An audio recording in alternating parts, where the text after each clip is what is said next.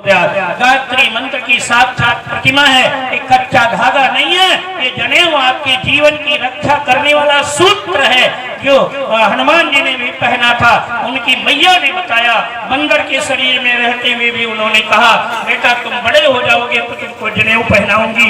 हनुमान जी 2-3 दिन बीता, जैसे बच्चों को बताओ कि बेटा तुम बड़े हो जाओगे तो तुम्हारी शादी करूंगी, बहुरिया लाऊंगी। तो 2-3 दिन के बाद बेटा कहता है, मम्मी अब तो मैं बड़ा हो गया, मेरी शादी कराओ ना, बहू लाओ ना। तो ऐसे हनुमान जी 2-3 दिन के बाद कहने लगे, अरे मम्मी अब तो बड़ा हो गया हूँ, अब जनेऊ पहनाओ ना।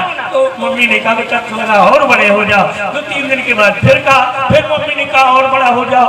तो जल्दी से एक कहीं मूंज का पेड़ मिल गया, मूंज को तोड़ा और जल्दी से मूंज का जनेऊ पहन के आ गए। मम्मी अब जनेऊ पहनना है।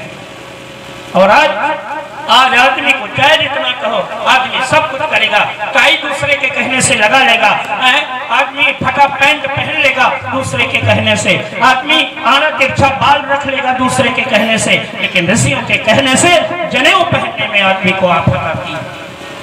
जनेऊ पहनना चाहिए हर आदमी को, हर आदमी के, भारतवासी के हर कंधे पर यज्ञ पवित्र हो। बहुत लोग जानते हैं जनेऊ तो केवल पंडितों का है। अच्छा, तो राम किस बिरादरी के थे, हनुमान किस बिरादरी के थे बताना, कृष्ण भगवान किस बिरादरी के थे?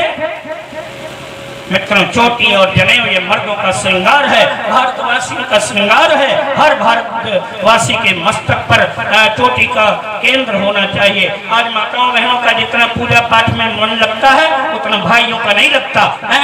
यहाँ 20% भाई आते हैं, जब 100 बहन आती है तो कहीं 20 नहीं 2 ही आवत है। 100 बहनें आती हैं तो 2 भाई आते हैं। क्यों?